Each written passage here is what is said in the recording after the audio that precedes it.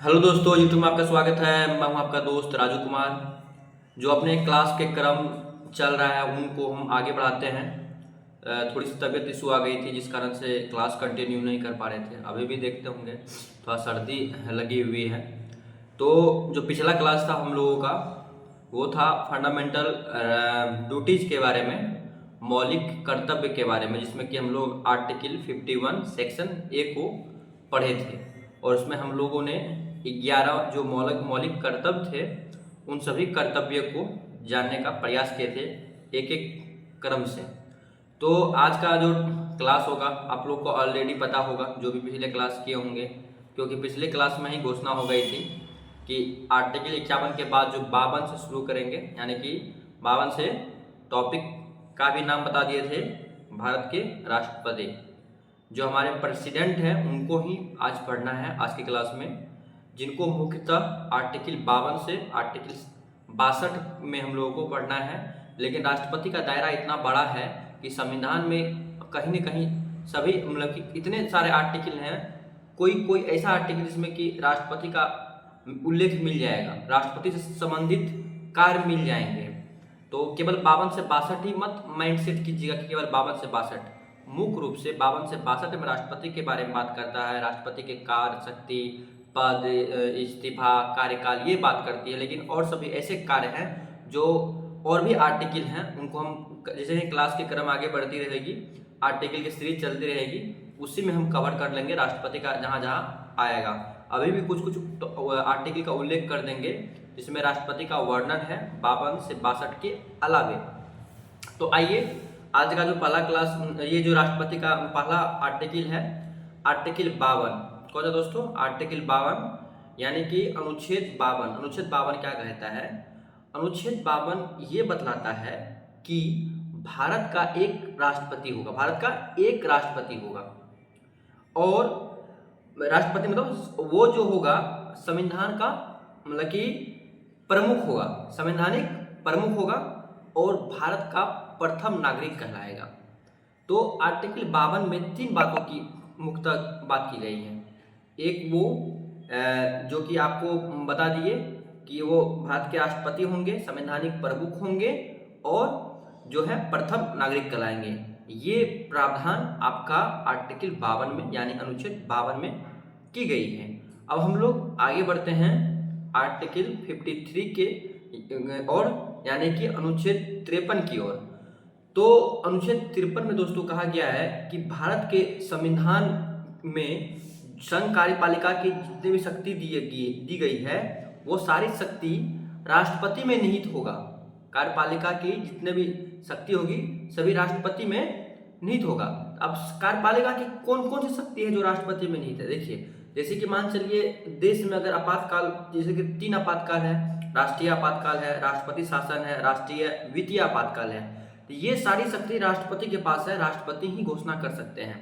जैसे कि आपको बोले राष्ट्रीय आपातकाल, आर्टिकल 352 में राष्ट्रपति ही घोषणा कर 352 के तहत राष्ट्रीय आपातकाल लागू हो सकता है। बताएंगे इसको विस्तार से, अभी जस्ट उसका बता रहे हैं कि क्या क्या राष्ट्रपति कर सकता है। इसके आपातकाल पे एक लंबा वीडियो बनेगी, ठीक है। राष्ट्रीय आपातकाल आर्टिकल 352 में घोषणा कर सकता है। राष्ट्रपति शासन अनुच्छेद 356 के तहत घोषणा कर सकता है राष्ट्रपति। और राष्ट्रीय वित्तीय आपातकाल अनुच्छेद 360 के तहत घोषणा कर सकता है। तो ये 3 जो आपातकाल बताई, आपातकालीन शक्तियां, ये आर्टिकल 53 में जो कही गई है, संघ कार्यपालिका की सारी शक्ति इसी शक्ति के तहत ये घोषणा कर सकता है, तो कर सकते हैं। तो और दूसरी बात क्या आपको हम बताए हैं कि संघ कार्यपालिका शक्ति होगी, जैसे कि आप ये है जिस सेना है, वायु सेना है, थल सेना है, जल सेना है, ये सभी की सर्वोच्च सेनापति के रूप में जो होंगे वो राष्ट्रपति ही होंगे। कोई भी तरह की युद्ध या शांति की जो प्रस्ताव या समझौते होंगे वो आर्टिकल 53 में ही संघ की कार्यपालिका शक्ति है तो वो राष्ट्रपति में निहित है। तो जितने भी युद्ध को रोकना हो, युद्ध करना हो, की घोषणा करना हो, शांति या कोई संधि या कोई समझौता करना हो तो वो राष्ट्रपति ही कर सकते हैं, राष्ट्रपति के नाम से ही होगा। ये सभी बात जो है राष्ट्रपति में निहित है। इसको संघ की कार्यपालिका शक्ति में जो निहित के बारे में बताया उन्हीं शक्ति के अंतर्गत आता है। और भी बहुत सारी बातें हैं, ये एग्जाम्पल के तौर पे बताया आप लोगों को, जैसे वित्तीय आपातकाल तीनों बता दिए, ये आपको जो शांति समझौते बता दिए, युद्ध करना ये बता दिए, जो कूटनीतिक लोग होते हैं, राजदूत लोग, उन लोगों की नियुक्ति के बारे में जो लेते हैं, ये राष्ट्रपति ही कदम बढ़ाते हैं, अपना घोषणा करते हैं। तो ये सभी शक्ति राष्ट्रपति में निहित है। आर्टिकल 53 में संघ की कार्यपालिका की सारी शक्ति, उसमें जो भी कार्यपालिका के अंतर्गत काम आएगी वो सब शक्ति राष्ट्रपति में होगी। ये उल्लेख आर्टिकल 53 में है। बार बार रिपीट कर दिए क्योंकि इम्पोर्टेंट है, एग्जाम में डायरेक्ट क्वेश्चन आ सकता है कि संघ की कार्यपालिका की शक्ति राष्ट्रपति में निहित है, ये किस अनुच्छेद में उल्लेख किया गया है। तो अनुच्छेद 53, इस तरह से सवाल आती है। चलिए अब हम लोग अनुच्छेद 53 के बाद अनुच्छेद 54 की ओर बढ़ते हैं। तो अनुच्छेद 54 को जानते हैं कि अनुच्छेद 54 में क्या बतलाया गया है। अनुच्छेद 54 में राष्ट्रपति के निर्वाचन मंडल के बारे में, निर्वाचक मंडल के बारे में बताया गया है कि जो राष्ट्रपति का जो चुनाव होगा, जैसे कि हम लोग गांव में होता है ना, चुनाव होता, इलेक्शन होता है ना, तो उसमें निर्वाचित करते हैं किसी मुखिया को, सरपंच को। तो उसमें से हम लोग जो गाँव के लोग होते हैं 18 साल से ज़्यादा के, वो लोग वोट डालते हैं, मतदान करते हैं। तो उसी प्रकार से राष्ट्रपति का भी जो चुनाव होना, उसका मतगणना होना है। तो उनका जो निर्वाचन होता है, उनकी प्रक्रिया, उनमें कौन कौन शामिल हो सकता है, उन्हीं के बारे में बताता है आर्टिकल 54। निर्वाचक मंडल के बारे में बात करता है। तो निर्वाचक मंडल में कौन कौन शामिल है जो राष्ट्रपति के निर्वाचन में भाग लेंगे, तो जान लीजिए।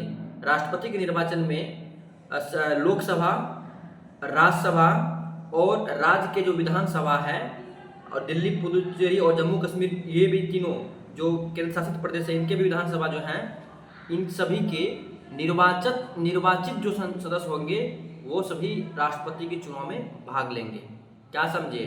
कहने का मतलब ये है कि राष्ट्रपति के निर्वाचन में राष्ट्रपति को चुनने के लिए लोकसभा, राज्यसभा, विधानसभा, राज्य की सभी विधानसभा के जो निर्वाचित सदस्य हैं, जैसे कि मान चलिए लोकसभा में कोई MP बन के गया, राज्यसभा में MP बन के गया, या विधानसभा में कोई MLA बन के गया, तो ये सब जो सदस्य हैं जो हम लोग चुने हैं, क्या चुने हैं? हम लोग चुन के भेजे इन लोग को। MP का हम लोग वोट डालते हैं, MLA को हम लोग वोट डालते हैं। तो वो जो भी इलेक्टेड, हम लोग के द्वारा इलेक्टेड होता है, हम लोग के द्वारा चुना गया प्रत्याशी होता है, वही राष्ट्रपति को चुनते हैं। यानी कि हम लोग चुने आपको, आप चुने किसी और को, मतलब अप्रत्यक्ष रूप से राष्ट्रपति को हम ही लोग चुनते हैं, क्योंकि हम जिसको चुने हैं वो चुन रहे हैं राष्ट्रपति को। तो राष्ट्रपति का चुनाव कैसा हो गया? अप्रत्यक्ष हो गया। और कौन चुन रहा है? केवल निर्वाचित सदस्य, इलेक्टेड मेंबर, जिनको हम लोग चुन के भेजे, वो चुन रहे हैं। कहाँ के? तो लोकसभा, राज्यसभा और सभी राज्य में जितने भी विधानसभा हैं वो सभी, और 3 केंद्र शासित प्रदेश भी बताए उनके, दिल्ली, पुदुचेरी, जम्मू कश्मीर, इन सभी के निर्वाचित सदस्य जो हैं राष्ट्रपति के निर्वाचन में भाग लेते हैं, और ये लोग अपना मतदान करते हैं, और राष्ट्रपति का चुनाव होता है। तो ये समझ में आया होगा आपको। तो राष्ट्रपति की चुनाव आप लोग को समझ में आ गया होगा कि किस प्रक्रिया से होता है। जो निर्वाचित सदस्य लोग होते हैं, चुनते हैं, वो सदस्य जो चुनते हैं उनको हम लोग चुन के भेजते हैं। यही तो है हम लोग की देश की खूबसूरती, जो हमारा संविधान का ढांचा है, कितनी अच्छी तरीक़ा से बनाया गया है कि सभी को एक न कहीं एक दूसरे से लिंक कर दिया गया है। इसीलिए यहाँ पे निरंकुशता नहीं हो सकती है। जब ज़्यादा निरंकुश सरकार होंगे, प्रजा पे आँच आएगी, प्रजा दुखी होंगे, तो सत्ता का खेल तुरंत पलट दिया जाएगा, सत्ता से हटा दिया जाएगा। यही खूबसूरती है लोकतांत्रिक देश की, प्रजातांत्रिक देश की। जो अगर सरकार कोई गलत काम करेंगे तो हम लोग तो आवाज़ भी उठा लेते हैं, वो भी अधिकार हम लोग को मिला हुआ। आप लोग फंडामेंटल राइट पढ़े हैं, तो यही बात है, कहीं ना कहीं लिंकअप कर दिया गया है। हम लोग जिसको चुन के भेजे हैं वो किसी राष्ट्रपति को चुन रहे हैं, तो हम ही लोग इनडायरेक्ट रूप से हैं, लेकिन कहीं कहीं हम लोग का तो उसमें हाथ है ना जी। तो ये बात है आपका आर्टिकल 54 में। अगर सिंपल भाषा में कहा जाए अनुच्छेद 54 क्या है, तो निर्वाचक मंडल के बारे में है। यानी कि जितने भी लोकसभा, राज्यसभा और राज्य के जितने भी राज्य हैं उनके विधानसभा के निर्वाचित सदस्य राष्ट्रपति के चुनने में भाग लेंगे, राष्ट्रपति का निर्वाचन में भाग लेंगे। यही बात मुख्यतः कही गई है आर्टिकल 54 में। चलिए अब नेक्स्ट आर्टिकल की ओर बढ़ते हैं दोस्तों। आर्टिकल 55 यानी कि अनुच्छेद 55। अनुच्छेद 55 में क्या है? तो देखिए, निर्वाचन मंडल तो बता दिए कौन कौन लोग चुनने के लिए जाएंगे राष्ट्रपति को। अब निर्वाचन जो होगा, उनका जो चुनाव होगा, वो किस प्रक्रिया से होगा। जैसे मान चलिए हम लोगों का हम लोग जो चुनते हैं सरपंच मुखिया को, पहले बैलेट पेपर था, मार दिए ठप्पा, चुन लिए। अब उसके बाद जो है आप लोगों का जो है फिर जो गिनती मशीनों से होने लगी, आपका जो ईवीएम है, इलेक्ट्रॉनिक वोटिंग मशीन, उन पे होने लगी। तो उन पे तो बहुत सारे आप जानते हैं विपक्षी लोग जब हार जाते हैं तो उंगली उठाते हैं, जिंदाबाद मुर्दाबाद करने लगते हैं। ईवीएम जिंदाबाद, कभी तो मुर्दाबाद, जीत गया तो जिंदाबाद, हार गया तो मुर्दाबाद। ईवीएम पे सवाल उठने लगती है। तो इस तरह से जो चुनाव है प्रक्रिया है, हम लोग खुलेआम करते हैं, बोल भी देते हैं, गुप्त नहीं रहता है। तो ये सभी बात जो होती है चुनाव में, ये हम वही पद्धति जानेंगे कि उसमें क्या पद्धति है। जैसे आम बता दिए, मुखिया सरपंच ये सबका बता दिए, विधायक बता दिए, लेकिन राष्ट्रपति का जो चुनाव होगा, राष्ट्रपति के लिए जो मतदान होगी, मतलब निर्वाचन का तरीका होगा, वो तरीका क्या होगा, वो पैटर्न क्या होगा, वही बात करती है आर्टिकल 55 निर्वाचन की पद्धति के बारे में, निर्वाचन की रीति के बारे में। तो जानिए निर्वाचन रीति क्या है। इसमें 4-5 बातें कही गई है कि इनका चुनाव अप्रत्यक्ष रूप से होगा। अप्रत्यक्ष मतलब इनडायरेक्ट मेथड। आप क्या समझे अप्रत्यक्ष विधि, क्या समझे? यानी कि इसको प्रत्यक्ष रूप से राष्ट्रपति को जनता नहीं चुनती है। जब जनता जिसको चुने वो प्रत्यक्ष चुनाव है, और जिसको जनता न चुने, जनता के चुने हुए जो प्रत्याशी हैं, प्रतिनिधि हैं, वो प्रतिनिधि अगर चुने किसी और को तो वो अप्रत्यक्ष चुनाव कहलाती है। तो हम लोग चुने एमपी को, एमएलए को, और वो एमपी एमएलए मिलके किसको चुनेंगे? राष्ट्रपति को। तो समझ गए अप्रत्यक्ष चुनाव क्या है। पहला है आपका जो आर्टिकल 55 है, अनुच्छेद 55 है, इसमें अप्रत्यक्ष चुनाव प्रणाली की बात की है। तो अप्रत्यक्ष चुनाव प्रणाली यही है जो एमपी एमएलए जो भी निर्वाचित है वो सभी राष्ट्रपति को चुनेंगे। समझ गए? ये आपका अप्रत्यक्ष चुनाव प्रणाली है, पहली बात आर्टिकल 55। दूसरी बात निर्वाचन रीति, दूसरी बात क्या है? दूसरी बात है दोस्तों गुप्त मतदान। राष्ट्रपति की जो मतदान होते हैं, जितने भी मेंबर करते हैं, इलेक्टेड मेंबर निर्वाचन में भाग लेते हैं, वो किसी को भी नहीं बताते हैं कि हम किसको चुन रहे हैं। जैसे 3 कैंडिडेट है, 4 कैंडिडेट है, तो आप नहीं बोल सकते हम किसको मतदान करने जा रहे हैं, किन को निर्वाचन करने जा रहे हैं। तो ये तरीका होता है गुप्त मतदान का कि गुप्त रूप से एक लिफाफा होता है, लिफाफा में अपना जो पसंद होता है, पसंद को डाल के पैक करके दे दिया जाता है, मतदान कर दिया जाता है, बॉक्स में गिरा दिया जाता है। देखिए राष्ट्रपति सही मायने में बहुत बड़ी टॉपिक है। हम उतना अगर पूरा लेके चलेंगे तो बहुत लंबी क्लास और बहुत आप लोगों को बोझ लगने लगेगी। हाँ, आप लोग अगर सिविल सर्विस का तैयारी करते तब जाकर के आप लोगों को खोल के पूरा डीपली बताना पड़ता, और डीपली आप लोगों को उतना ही बताते हैं जितना आप लोगों को 1 डे कॉम्पिटिटिव एग्जाम में काम आ जाए। ठीक है? नहीं तो बहुत बड़ा टॉपिक है राष्ट्रपति, बहुत बड़ा टॉपिक है, 5-4 घंटा भी चले तो कम नहीं ये क्लास। तो हम उतना ही बात करेंगे जितना कि आप लोगों को एग्जाम में सटीक तरीका से आ जाए, एकदम टू द पॉइंट। ठीक है? उस तरीका, और समझाते हुए भी जा रहे हैं।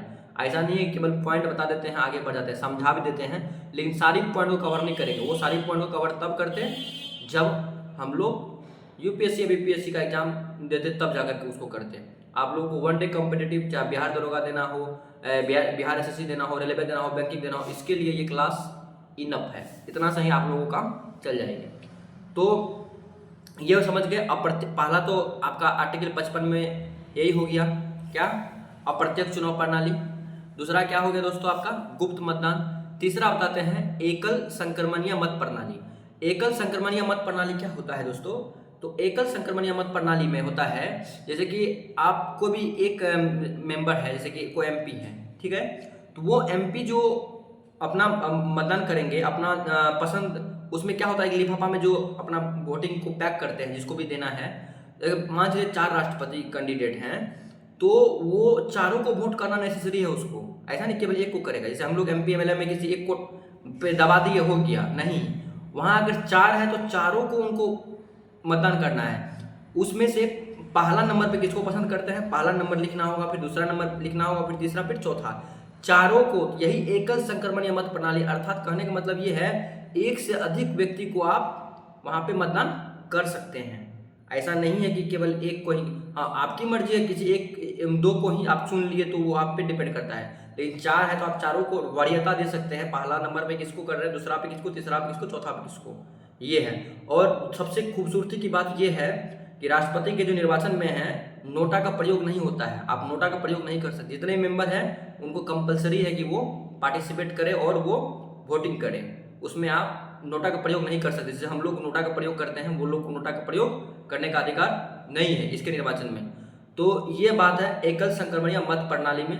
और दोस्तों अनुपातिक जो है पद्धति से इन लोगों का विजयी घोषित किया जाता है 50% + 1 के हिसाब से। उसमें प्रथम चक्र की मतगणना होती है, फिर अगर प्रथम चक्र की मतगणना से परिणाम घोषित नहीं होता है या निर्णायक नहीं होता तो फिर द्वितीय चक्र की भी होती है, द्वितीय चक्र से भी ना हो तो तृतीय चक्र की होती है। वही आपको जो बताए वरीयता क्रम के अनुसार, जैसे पहला नंबर पे 50 कैंडिडेट है, अब 50 में से 5 मान चलिए कि 50 कैंडिडेट पहला नंबर पे है, तो 50 कैंडिडेट पहला नंबर पे हम दे दिए, 50 मेंबर इधर से दे दिया, 50 मेंबर उधर से दे दिया, 50 मेंबर पहला निर्णायक नहीं हुआ, 50-50 सभी को मिल गया पहला पसंद। अब सेकंड नंबर चॉइस में जो मान चलिए एमएलए एमपी दिए हुए हैं, आप सेकंड नंबर चॉइस दीजिए, सेकंड नंबर किसको ज़्यादा मिला हुआ है तो उसको द्वितीय चक्र की कहेंगे। तो द्वितीय चक्र में भी अगर सबको बराबर आ गया मान चलिए नहीं हुआ फैसला, तो तृतीय चक्र की तृतीय पसंद कौन है तो उस आधार पर होता है, समझ गए ना। तो आपका जो ये अनुपातिक पद्धति समझाया, इससे होता है कि 50% + 1 रहने के बावजूद ही आप राष्ट्रपति बन सकते हैं। उसमें एमपी और एमएलए के वोट के मूल्य होता है, जैसे कि एमएलए का तो मूल दोस्तों उस राज्य की क्षेत्रफल जनसंख्या पे डिपेंड करता है कि जैसे कि आपका बिहार में एक एमएलए के वोट का मूल्य 173 होता है, ठीक है, जबकि एमपी का वोट का जो मूल्य होता है वो 700 होता है। एक सांसद के जो मूल्य होते हैं वो 700 होते हैं वोट के मूल्य, और जो हमारा बिहार का एमएलए है उनका 173 है। इस हिसाब से सबका अपना अलग अलग है, सबसे अधिक यूपी का है, तो वो एमएलए का जो वोट का मूल्य होता है वो क्षेत्रफल और जनसंख्या पे डिपेंड करता है, ठीक है, समझ गए होंगे। तो टोटल वोट के जो मूल्य होता है उसमें 2 से भाग दे करके +1 जितना आधा आधा से एक ज़्यादा जिसको मिलेगा वही राष्ट्रपति बनेंगे। ये बात है आपका हो गया किसमें, आर्टिकल 55 में।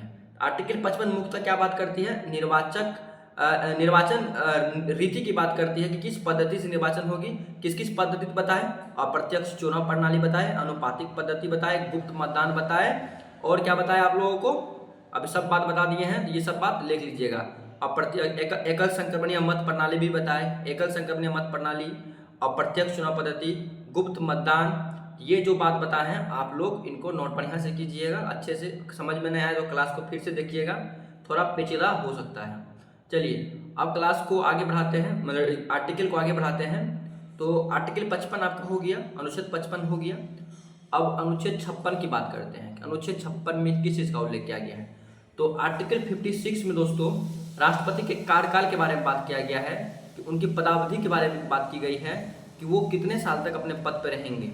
तो उनकी पदावधि में कहा गया है कि वो अपने पद पे मुख्यतः 5 साल विराजमान होंगे, 5 साल तक के लिए अपने पद को ग्रहण करेंगे, लेकिन विशेष परिस्थिति में 5 साल से अधिक भी अपने पद पर रह सकते हैं। जैसे कि निर्वाचन में देरी हो गई है, उनके उत्तराधिकारी अगले राष्ट्रपति लेट से आए तो वो तब तक पद से नहीं हटेंगे जब तक कि उनके उत्तराधिकारी जो होंगे वो पद को संभाल न लें। तो विशेष परिस्थिति में कार्यकाल ज़्यादा भी हो सकता है और कार्यकाल कम भी हो सकता है। जैसे मान चलिए कि राष्ट्रपति कोई बने और उनकी मृत्यु हो गई, मृत्यु होने के बाद तो निर्वाचन फिर से होगा, फिर से कोई राष्ट्रपति आएंगे, कार्यकाल तो 5 साल का रहा नहीं, तो फिर से नया कोई राष्ट्रपति आएंगे। ये आपका जब तक कि राष्ट्रपति नहीं आएंगे उस वक्त जब जितना दिन, जैसे मान चलिए कि वो राष्ट्रपति डेथ करेंगे, डेथ करने के बाद चुनाव कराने में, निर्वाचन कराने में समय लगेगा, तो तब तक में कोई कार्यवाहक राष्ट्रपति के रूप में अपॉइंटमेंट किया, जो उपराष्ट्रपति होते हैं वही आपके कार्यवाहक राष्ट्रपति के रूप में कार्य करते हैं। अगर उपराष्ट्रपति भी ना हो तो जो है आपका मुख्य न्यायाधीश हैं वो काम करेंगे, मुख्य न्यायाधीश भी नहीं होंगे तो उस सर्वोच्च न्यायालय के जो वरिष्ठ न्यायाधीश होंगे वो काम करेंगे एज ए प्रेसिडेंट, समझ गए। ये सभी बातें हैं आपका आर्टिकल 56 में। आर्टिकल 56 में राष्ट्रपति के पद के कार्यकाल के बारे में उल्लेखित है, जिसमें कहा गया कि 5 वर्ष पूरा कर भी सकते हैं, या 5 वर्ष से पहले अगर मृत्यु हो गया तो फिर यथाशीघ्र उसका पद को 6 महीने के अंदर मतलब भर लिया जाएगा। और उस पर महाभियोग की चर्चा भी आर्टिकल 56 में की गई है।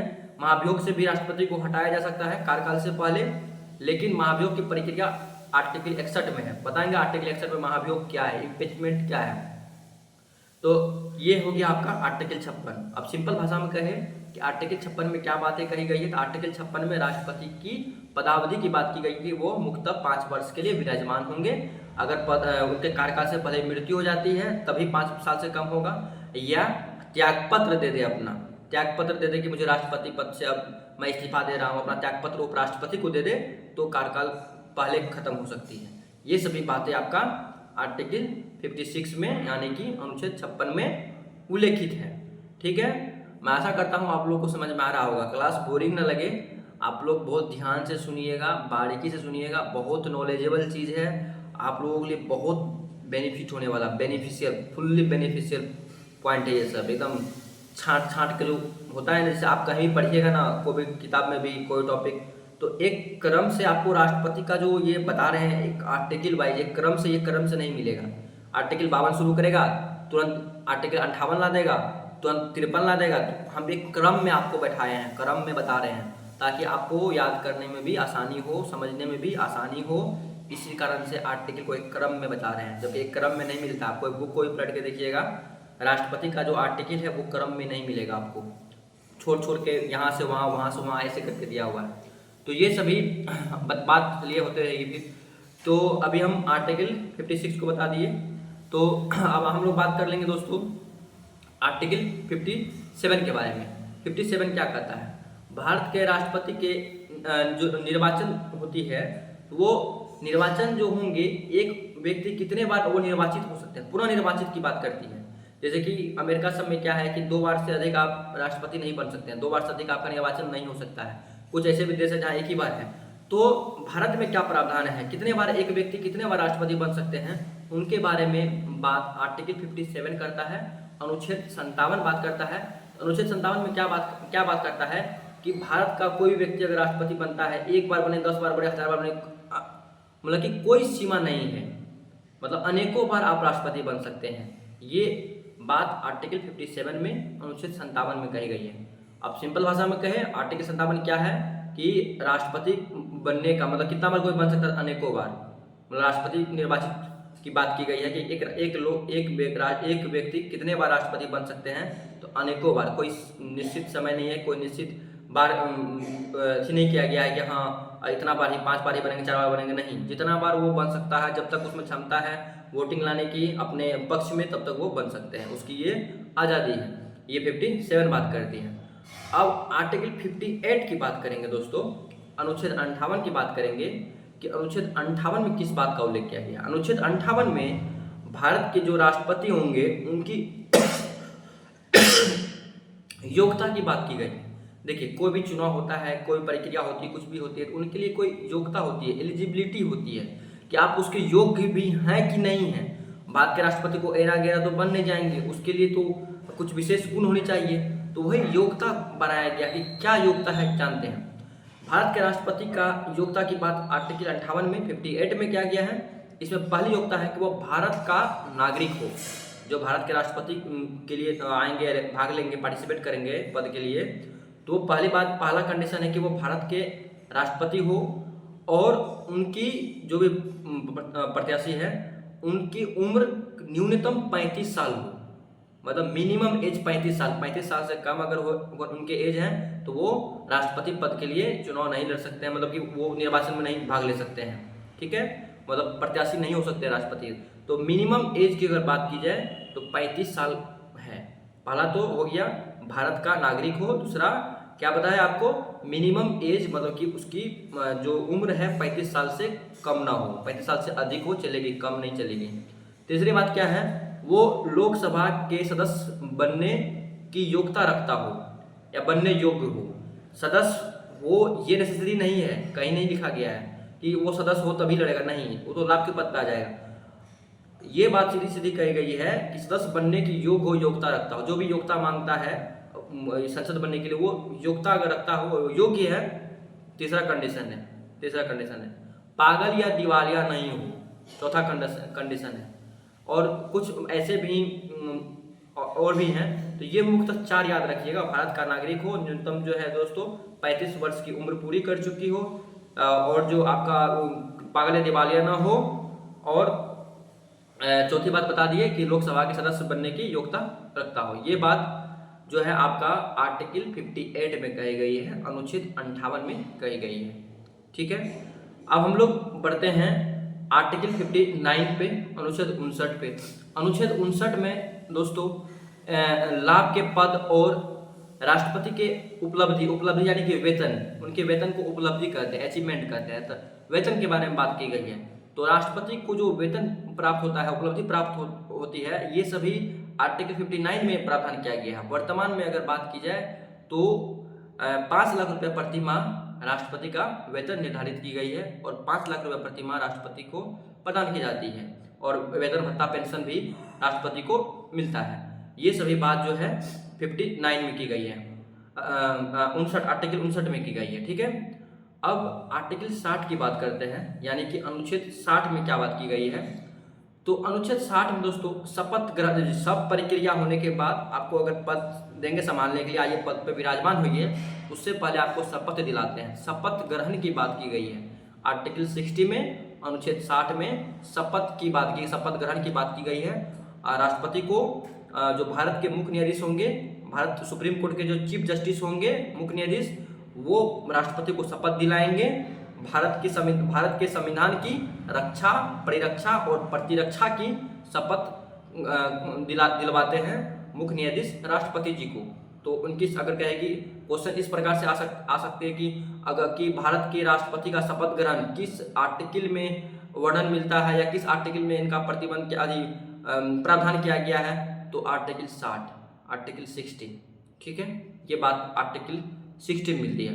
अब आर्टिकल 61 की बात करेंगे, अनुच्छेद 61 की बात करेंगे। क्या है दोस्तों, अनुच्छेद 61 में राष्ट्रपति पर महाभियोग की बात की गई है, यानी कि इम्पीचमेंट। महाभियोग को इंग्लिश में कहते हैं इम्पीचमेंट।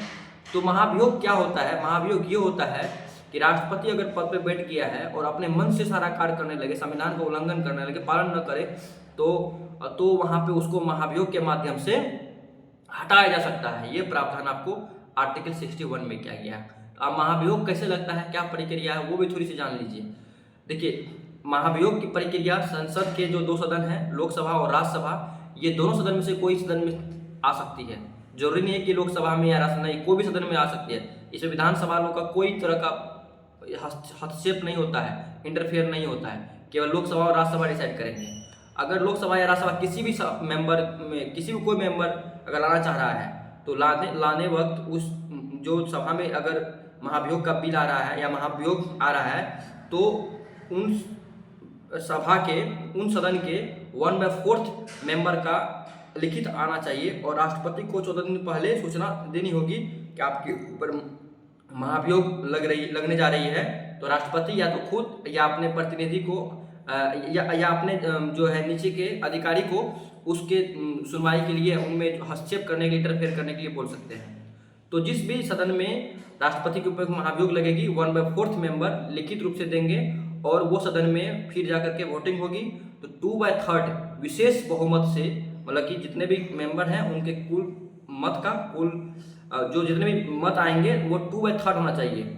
ठीक है, टोटल मान चलिए कि अगर 100% है तो 66 पॉइंट कुछ परसेंट वोटिंग राष्ट्रपति के महाभियोग के पक्ष में होनी चाहिए, तब वो प्रक्रिया आगे बढ़ेगी।